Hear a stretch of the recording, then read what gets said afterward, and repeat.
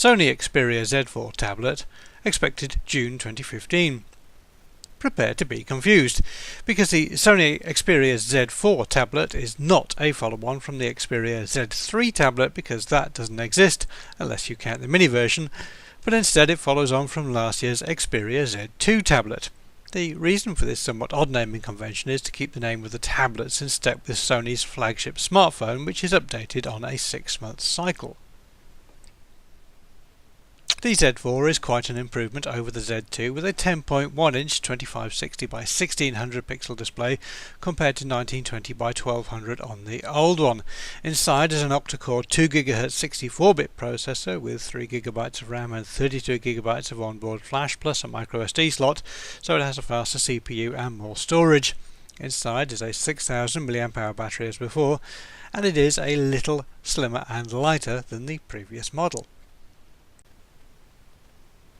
On the back is an 8.1 megapixel camera as before, but if you are mad about taking selfies with your tablet, then you'll be pleased to know that there's now a 5 megapixel camera on the front.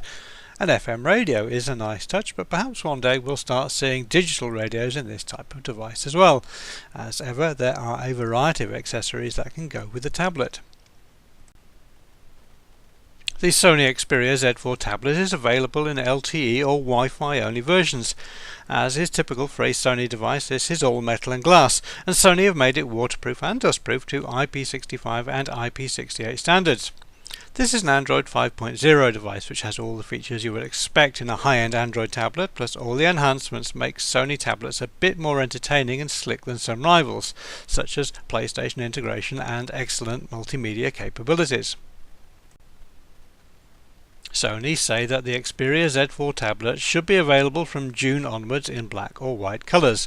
No guidance was given on price, but we would expect these to retail for around €500 to €600 depending on model.